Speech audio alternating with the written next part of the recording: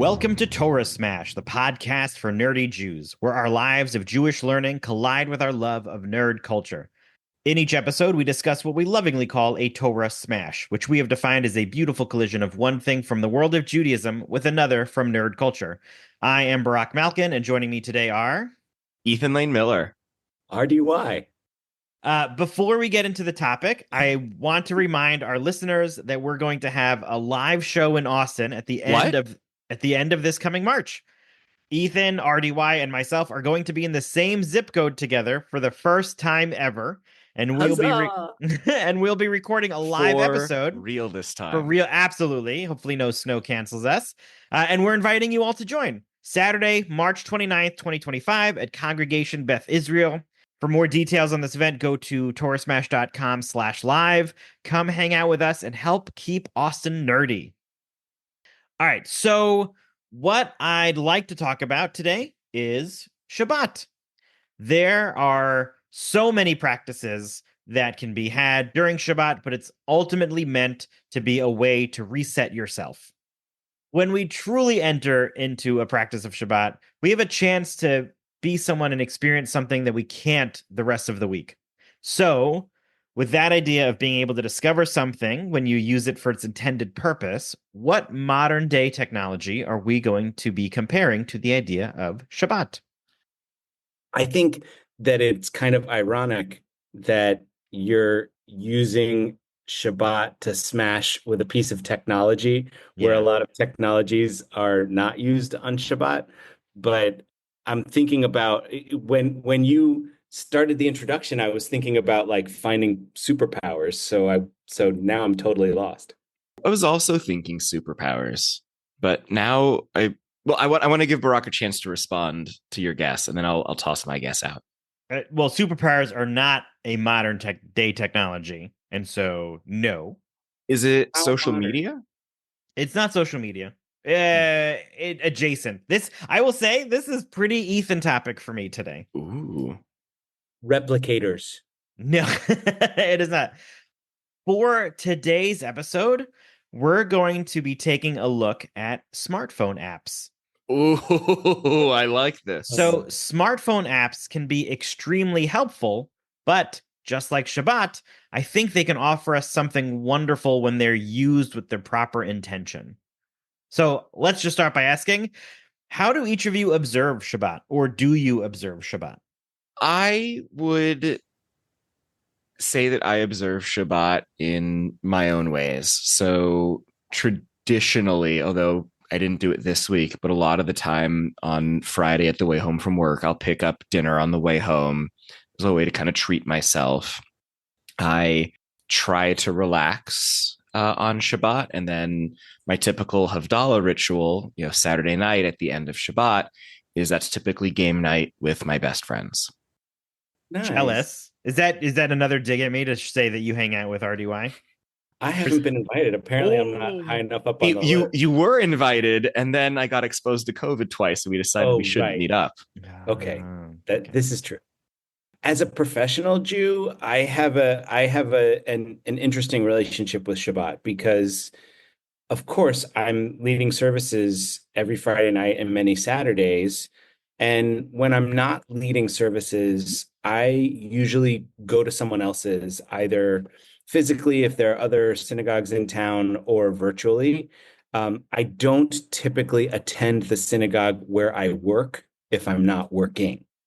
And so that in and of itself is an expression of Shabbat, because just by being in the building, I'm working. Yeah. Because people are going to ask me stuff and all that, which is wonderful. That's the relationship I have with the congregants. And so I'll change things just a little bit from time to time. So I tend to avoid my phone because I get a lot of texts and emails on my phone. So I don't use those at all on Shabbat. I will play games on my phone on Shabbat. Mm-hmm. And like Ethan, on Friday night, I pick up dinner. I don't make myself dinner. Most of the time I cook for myself. I love cooking. It's enjoyable, but for two reasons. Number one, because it's Shabbat and it's special to have something that's cooked for me. And the other reason is I'm usually finishing services hungry, and want to eat faster than I would cook a meal. Is that different from your pre-interim days? Like, would you have had Shabbat dinner at home with your family before going to services, and that shifted now? No, because except for during COVID, we've never really lived close to the congregation where I worked. So last year it would take me an hour to get home. And so, Natalie would order something and have it waiting when I got there. And in Southern California, our services started too late for that. Hmm. So the only time was during COVID when I would bake challah on Friday late morning. And, I would go do lead services from the garage, and Natalie would go lead services from her studio.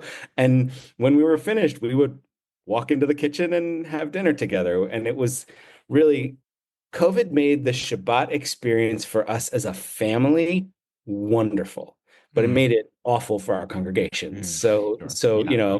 one family versus, what, like 800 families combined, I think they win.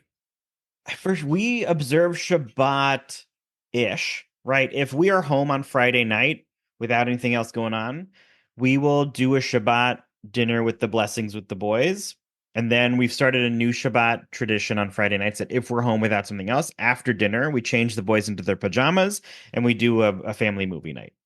Nice. And so that they're in their pajamas, they're going to stay up a little bit later, but they're pretty tired because they're just vegged out on the couch for an hour or some. So that's been really nice. And then we pretty frequently do a Havdalah service in house since I play guitar.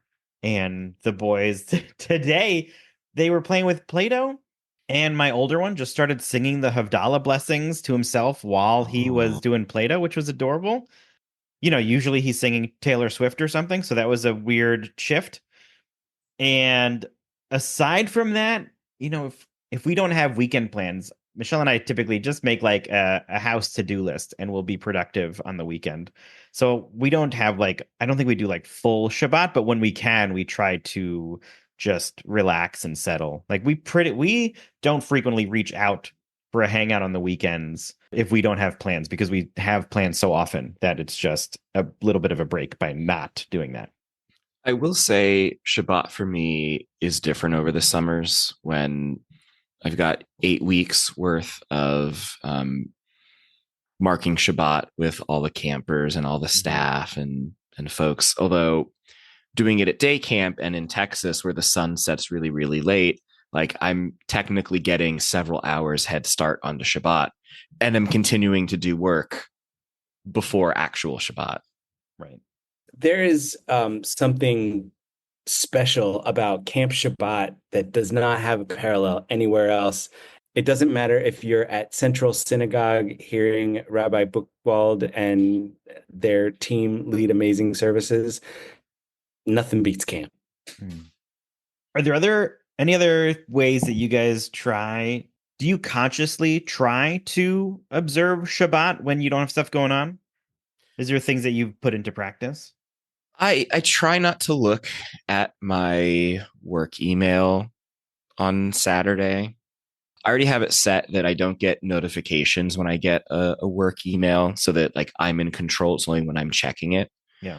But depending on the week, like most of the time, I really do try to not even look at it or think about it. That part I'm good at. I do not look at email on Shabbat. Yeah, I don't even have my work email connected to my phone unless I have it right now. There's like a 3-month period where I do connect it because I've got a few in-person events that I'm at or running for my job. And so I have to reconnect it for that while I'm on site. But the rest of the year, I don't have it connected, which is really nice. Like I have to When sit I down at went my desk. Yeah. when I went on sabbatical, which linguistically in both Hebrew and English is related to Shabbat, I removed the email app from my phone and my iPad so that in order to check my work email, I had to open my work computer. All right. So that we're starting to shift over into phone stuff. So I want to ask this question onto the smartphone apps.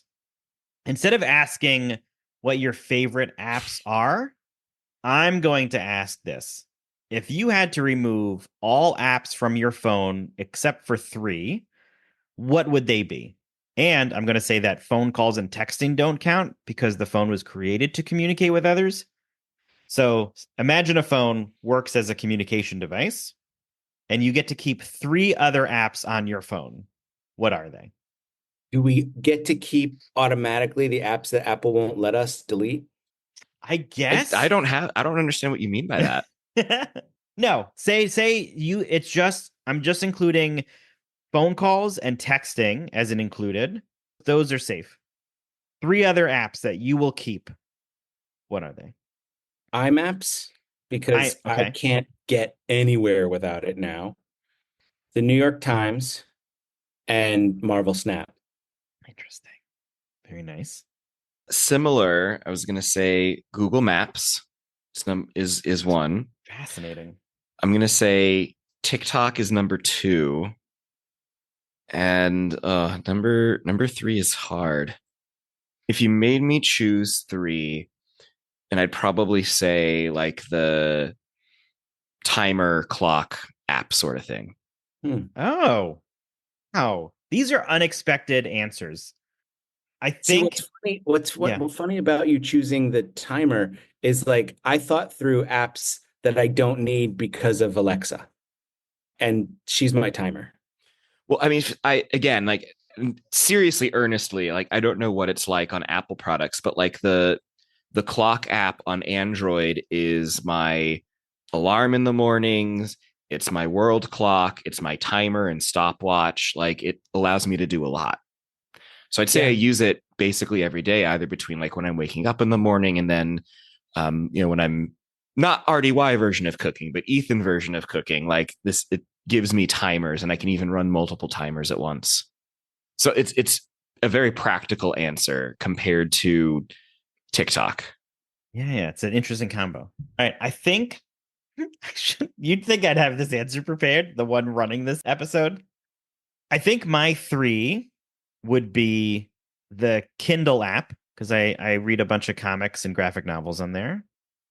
There's an app called Board Game Stats, which I am newly obsessed with as a way to track who I play, what games I play, who won, who lost, what was the score, where did I Wow. play. It tracks Keeping track of your win-loss record. Yeah, and like what days of the week I play, how long I play for, how many new games have I played? Like I'm really enjoying the analytical stuff that it gives to me. I played a really fun new game last week. I'll talk to you about it offline. Great. Awesome. Can't wait to hear about it. And my third app, I think my third app will have to be Duolingo. I use it a lot, and I'm trying to like learn other languages, and I don't know why I'm keeping that one. It feels no. God, the other ones I'm thinking of are like websites. So like technically I don't need it. As you were saying, you could use your Echo devices for some of those things. So I don't want to keep website stuff because I could get it when I sit down at a computer. Like what do I want all the time? And one of the things that I was thinking about while you were going through the apps that you would use is like what the apps that I mentioned are all on my home screen, but as you scroll through, there are other apps that I use, and I organize mine by color. That's nice. So because I think about what they look like, what the insignia looks like. So there's no like, I know some people like do the deeper you go into the swiping, the less frequent the Yeah. use is. But, as I look through these pages, I look at apps that I really don't use that Yeah. All right, I think can we explore this a little bit more? No, actually? we will. That's on my list. Don't you worry. All right, I think I'm going to change my third one from Duolingo because while it's really nice, I don't like need or really want that. I think the third app that I would keep would be the camera. If I could say camera/photos. I think with my kids being so young, like I'm not always taking a bunch of pictures or videos, but man, do I love going back and looking at some of the like younger videos and stuff. To have that always accessible, really nice. So I think those That's would a be really good one. yeah, those are my 3. If I had 4, that would be my 4th. It's interesting that with 3 of us and 3 choices, really only RDY and I overlapped on the navigation app. That's very interesting. Yeah. Yeah. Okay, so back to Shabbat. What are some practices on Shabbat that you wish you did more of? I think my first answer is Havdalah. I Mm. love Havdalah. Always takes me back to Nifty, to Green Family Camp. I know there are some day camps that start their Monday with Havdalah. It's not in the culture of J camps, and so it's something that part of me really misses. I would say, so what if it's not the culture at J Camp? This is your camp now, right? It's true. I Couldn't you can't talk to the director.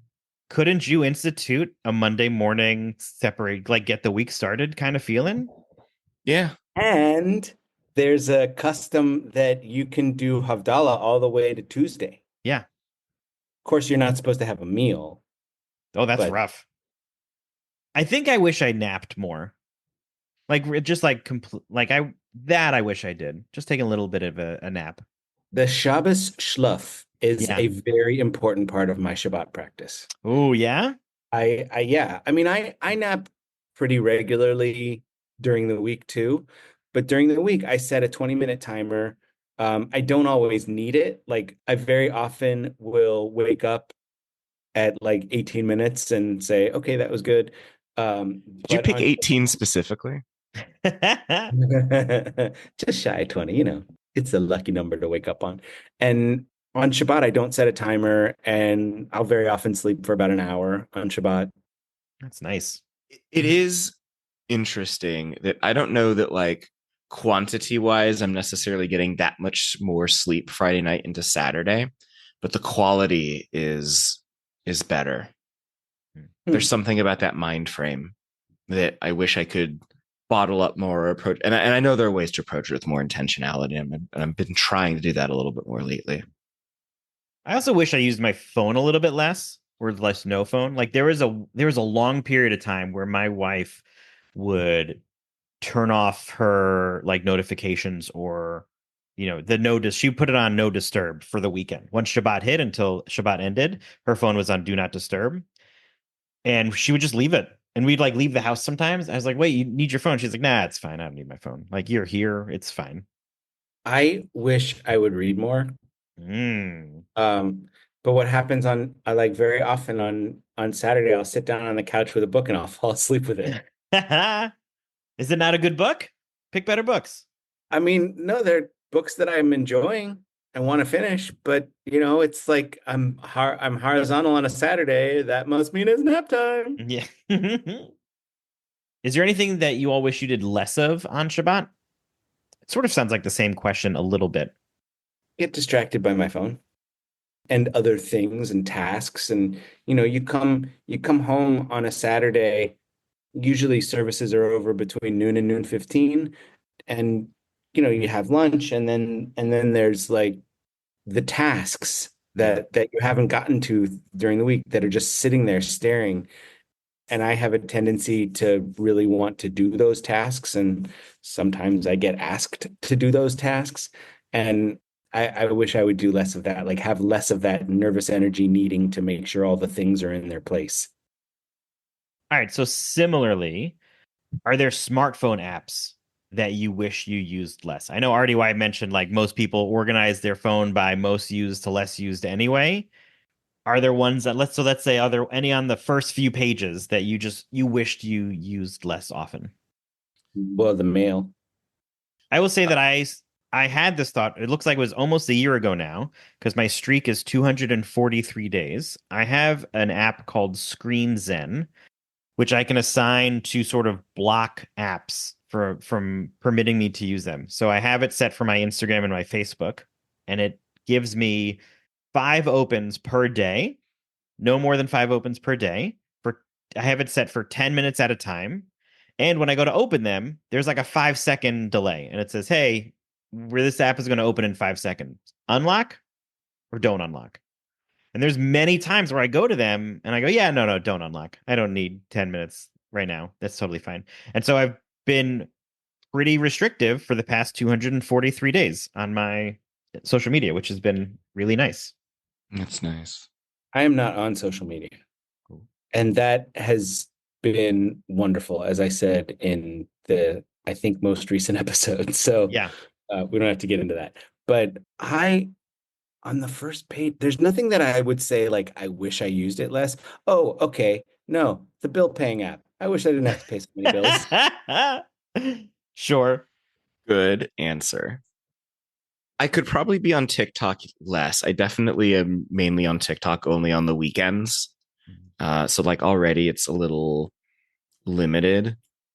I just recently, I mean like within the last 2 weeks, re-downloaded some online dating apps, and I feel very healthy and in control right now because I'm not really spending a lot of time on them, and so that feels good, and I'm being very intentional to keep it that way. Nice. Good luck. Yeah. Even though I still have this screen zen thing, I wish I used social media less. I'm not on it a lot. I'm mostly on it for this sort of Torah smash kind of stuff. Is really the main reason I go on, is to interact with comments or making posts and such. I've found myself starting to slide back into it a little bit more, but staying within my limit. But I do wish I did it less. I wish there was a way for me to avoid it a bit more. Just so much. It's There's a lot of things that bring you down because of thinking about stuff in the world. Yeah, I this went around a bit, but essentially the post that was shared was along the lines of, I'm running into this problem these days of my desire to be informed is conflicting with my desire to not be anxious and scared. Yeah, agreed. Well, especially like social media now is becoming I'm going to say it carefully, but quote, news outlet, right? There are a lot of news places are trying to disperse information through here now, but there's a lot of filler and a lot of misinformation and mispostings and AI postings and all these other pieces And and misinterpretation. misinterpretation. And a lot of the stuff is clickbaited, right? It's based out of fear, or it's based out of emotion. And so they're not giving you the happy-go-lucky type of stuff. It's all stuff that makes you want to be terrified or otherwise. And so I'm just, yeah, a bit too much. That's why I use actual news apps to get news. And you know, I Yeah. I like the New York Times, I would say 85% of the time. Mhm. So, and I'm looking at also the type of person I am. I do a lot of categorizing. Yeah. Natalie and Alex is our middle child who's getting ready to go to college, and we're talking about budgeting for scholarship and like choosing a college based on which one is financially possible. And so I get so excited because it means we're going to make a spreadsheet. Yes. And so that's the kind of organization stuff I like. So I'm looking at the way I have my apps organized, and some of them are just out on the middle of the page because I just use it often enough that it doesn't need a category. But like entertainment, food, travel, games, health, productivity, finance, housing. So housing was, my apartment complex comes with an app and there's one app you can use to pay rent, which I do not use, and another app that you use to control some of the lights and to control the lock outside the apartment. Fun. It's pretty wild.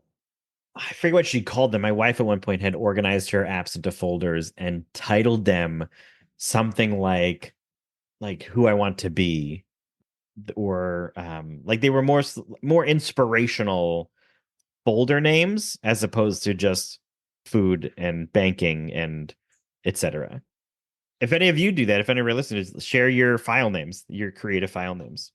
Oh, that's I'm fun. I'm also interested to hear how people organize, because I don't my like, you swipe through, it's not organized by frequency really. For me, it's organized by like practical categories. So like my main screen is definitely the ones that I use the most. So like the clock, Spotify, podcasts where you listen to Torah Smash, maps, a lot of that. And then you swap over, and I guess I'd call it like practical. So like grocery store, banking, healthcare, food, travel. Then you swap over one is where you get to social media, the Play Store, YouTube, Meetup, MLB. That's baseball. Thank you. Yeah. Oh, So for thanks. me, yeah. So for me, it's actually not so much about frequency. It's about like what general category is it in? What are the apps that you guys use in ways that are not the ways you thought you would use them? Hmm. Like, for example, like I use the Keynote app, which is it's Apple's PowerPoint, and I use the app when I'm presenting from my computer, but the app you use it as a remote control, Oh, that's clever. and you can also use it as a laser pointer. You like What? you hold your finger down on the free Oh, version, and it laser points on the screen. that's cool. I've It's never done really that. and it's as someone who's often teaching in front of groups of people and using slides for teaching, it's a super helpful way to use that Hmm. app. There's a Texas grocery store chain called HEB that we are obsessed with. I have the app. So I have the app, and what I love about it is you can, do pickup orders or delivery orders. What I love is you can browse coupons. And it's been really helpful because the app's like, here's things that we think you'll like. And I'll Mm. look at it. Sometimes I'll be like, no. And sometimes I'll be like, oh, yeah, I would never buy this, but you have a coupon for me. So I'll give it a try. And it's been great. Can also use it like right in the store Yeah. and be like, oh, hey, here's a thing that says there's a coupon on the app. Yeah. No, I would. I love HEB. I think the one I used differently than I thought I would when I downloaded it was the Amazon app, and I use it way less for shopping and way more for wish lists. Hmm. And so if I'm out and about and like say this is a good example. We were out somewhere when we were on a road trip, and Canada, if you don't know, has amazing board game stores. And I did not know, somebody shared this with me. And so when we were in Canada, I stopped at a couple of board game stores and I was like so overwhelmed. I was like, oh, you know what? Let me just go to my wish list. Like I have a board game wish list. I've built it there. I'm not expecting to buy everything through Amazon, but that's where I'm going to keep my list of games that I want eventually. And so I utilize it way more as a holding place for things that I'd like, That's either for neat. like myself or like I have a wish list for things to buy for my wife during, the seasons or birthdays or holiday events. It's such, and so I utilize it way more for that than purchases. I didn't have this question listed, but I want to dive into it a little bit.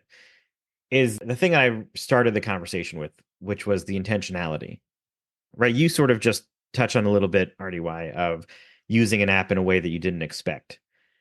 And I remember when this idea popped in my head, I was at one of the Spertus seminars, and I forget the original conversation, but the idea that Shabbat is more meaningful when it's intentional, just like when you use an app intentionally, it feels a lot better, right? When you're not just running through the motions of the app you want to use, it feels better. And so I guess I wanted to get your reactions on how you feel when you recognize that Shabbat has the intentionality behind it than you're hoping it does. Like we don't, it seems like I think RDY most out of the three of us recognizes Shabbat probably more frequently because of his work. And Ethan, you probably more during the summer.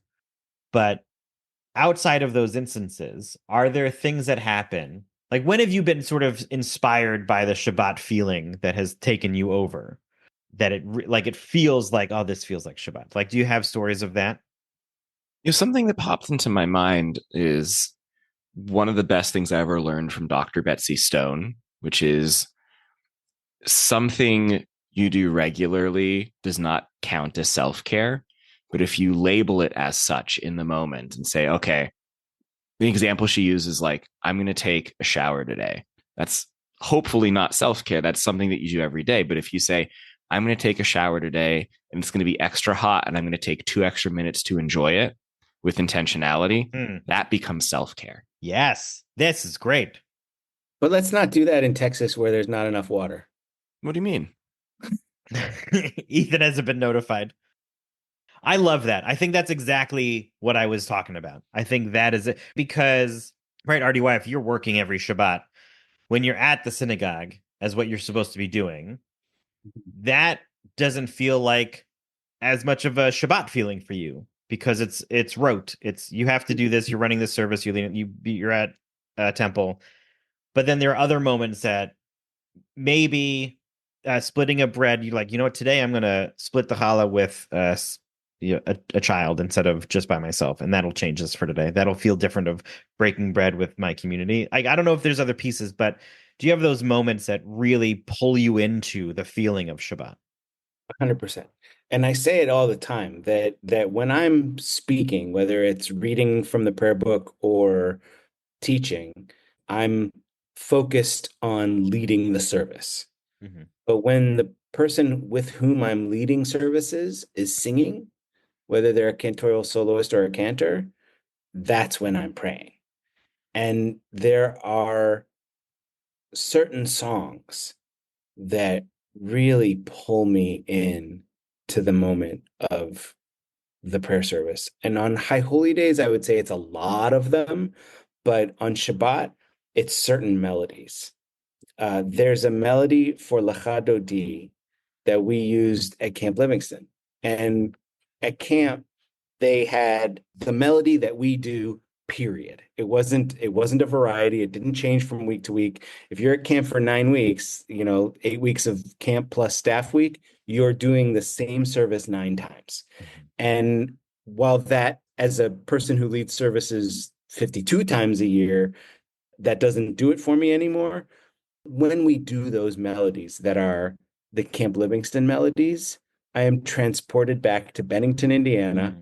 And I can even just, close my eyes a little bit and see where we would sit for Shabbat and the menorah in front of which we would sit for Shabbat services, this big, like 7 foot high stone menorah that was built by a group of campers one year that we fill with little Dixie cups with like a quarter of an inch of kerosene and a disposable rag which makes the candle. And you light those, and kerosene on fire makes really dark smoke. So black smoke that's so black you can see it against a darkening sky. Like that is Camp Shabbat in my mind. And that melody for Lecha Dodi transports me there every time. I have a similar thing with cantors who I try not to sing, which I know cantors want. They want the congregation to sing along. It And depends. yeah, a lot of the time I think that's what they want. But our cantor right now, Cantor Meredith Greenberg, has the most beautiful voice. And sorry to other cantors that may be listening. Yeah. She is And sorry to cantors we may be married to. yeah, it's wonderful. And even on the high holidays, second day Rosh Hashanah, it's her and Perry Smilo and the cantor's wife, who was also trained operatically. And She's so great. the three of them together, it's the most beautiful, soul enriching experience. And even if I can get to services on a Shabbat during the year, like I just love having her blessing be what's pulling me into that Shabbat. So I totally hear you on that. The person I thought of was Sarah Avner from Congregation Beth Israel, where I both want to Amazing. sing with her and just want to listen because she's incredible. There are some songs that we're supposed to not sing. And Sarah Avner, yes, her voice is incredible. She is an amazing soloist, and I feel so lucky to have experienced working with her this year. She is so patient with the people who sing when they're not supposed to, including just a few weeks ago, maybe a month ago, she taught a new version of the prayer called Kedusha, which is the third blessing in the main collection of blessings during any service, and explaining that for Jason. And this new melody is set up so that the parts that the leader is supposed to be singing and the congregation is not are more difficult. And it has this la la la part at the beginning that kind of teaches you the congregational part. And she explained it. She taught it to the congregation. Did the whole, you're supposed to do this part, and I'll do the other part. The third time she did it, people were singing along the whole thing really loud, and I felt bad for them because they're missing out on this experience that Ethan and I are describing of hearing her and enjoying Yeah. her and really being able to have her lift our prayers. And I think it's almost contrary to the concept of Shabbat that we're talking about when we insist that we do the work that the cantor should be doing. Well, We sell ourselves short. I think for some people, singing is that. And so for them, singing along and pouring their heart into their voice and those words, for them, that's that intentionality. So it's just rough because we have a different feeling for it and we're in the same I, space. I hear you. And I think that there are times when you could sing those same songs and get that spirituality without taking away from the way Shabbat is intended to be celebrated or the particular pieces, or even, dare I say, taking away from the people around you who'd just like to listen. Yeah. All right. I think last question for you and for our listeners to reflect upon. Do you think you'll try to make any changes to your Shabbat practices or to your smartphone usage after this conversation? I mean, it pushes me in a direction. Like I have been trying to approach my weekends with a little more intentionality over the last couple of weeks. I really noticed since we opened camp registration in January, and it all ties into smartphones, that my like health tracker app is like, oh, you've been kind of stressed out lately. And I'm like, yeah, I have. And so like the last couple of weeks, I've tried to very intentionally put me into a relaxed mood on Friday when I'm coming home. And it definitely paid off this week, and it paid off last week. And so I think for me, it's a little more fuel to keep exploring, keep experimenting with this idea, and continue to approach it with intentionality. As we were talking, I've actually been deleting some apps. Yeah. What have you deleted, if you're comfortable Yes. sharing? Yeah, I know. I wish I could like remember. I mean, some of them are obsolete. Like there was an app that's been on my phone for I don't know how long called QR Reader, and I'm like, oh, that's silly. My camera does that now. So Yeah. some of them are obsolete, and some of them like I have two different apps that have guitar chords, Mm. and one of them I use so much more often than the other that I just deleted one. Travel apps that I don't use anymore. And yeah. That's great. Yeah, I've been putting that out for a while too, and I think I'm gonna try to do an app purge on my phone. Hey, future Barack, if you're listening and you haven't done that yet, I want you to go to your whiteboard to-do list and add purge apps. Okay? Great. Yeah, I just want to remove the apps that are just taking up space and fill my phone with empty noise. Like I don't want that anymore. Like, it's so overwhelming. Like I don't think I use the majority of these. I really don't. Okay. Yeah, and I will say every so often you can, and again, I don't know how it works with the App Store, but in Google Play, you can sort your apps from most used to least used, or least used to most used. Every so often I look at the least used and I'll maybe delete a couple of apps, and I'm like, no, I don't actually need this anymore. It's kind of freeing. I've regretted it 0 times. I don't know if does Apple do that? Hardy, do you know? Can we sort by most used to least used? I don't know. We'll have to go What I check. was something that I was looking for kind of casually as we were talking about this is recently deleted to see if I could find The ones that you deleted. the ones I deleted. No such luck. But there's a weekly, here's what you've used most this Yeah. week. And it's almost always Marvel Snap for me because I use it as a break, and I use it in the evening when I've got nothing else to do but stare at my walls. So I know there's that like Sunday check-in that Apple sends us, but outside of that, I don't know. Okay. All right. Well, to wrap up, I think the lesson is to find some way of making your Shabbat and your weekend special. It very well could be something on your phone, but you're on your phone every day. Why not use your phone to create a list of things that can help make your Shabbat stand out and then pick one? Go for a walk, unplug and reconnect with the loved ones around you, get together at a friend's house. But if you really need to use your phone, then I recommend just sitting back, relaxing, and listening to an episode of your favorite Jewish nerdy podcast. Listeners, you can't see. They are just staring down at their phones, scrolling through right now as we wrap up. To just I've deleted 2 apps already. Yeah. I hope all of you have done some purging This too. is how sticky our phones are and how easy it is to get distracted and how important it is to take time off of them on a day like, I don't know, Shabbat. Yeah, agreed. All right, well, that'll do it for this episode of Torah Smash. Our fiscal sponsor is Jewish Creativity International. Our theme music was created by Sean Fogel. You can check out Sean's bands and studio work at www.thesleepywest.com. If you enjoyed today's episode, be sure to rate and review us wherever you listen. It helps others find us and is an excellent way to support the podcast. We want to hear from you and continue today's nerdy discussion. Go to TorahSmash.com to find where to connect with us online, purchase swag from our store, support us with a donation, find previous episodes, and more.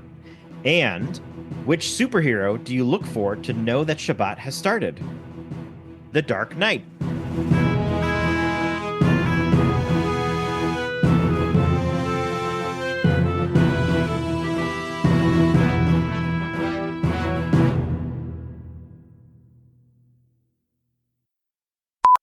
What's the matter? I don't know. I'm just giggly. Oh, okay. When we truly enter into a practice of Shabbat, we have a chance to be someone and nope. Brock, you are someone. Thank you. All week long. There is a superhero called the Shabbos Queen from Jewish Hero Corps, and she has a wand that can do just about anything. It's kind of like a Green Lantern ring. Yeah. But it has to recharge once a week after using it 6 days.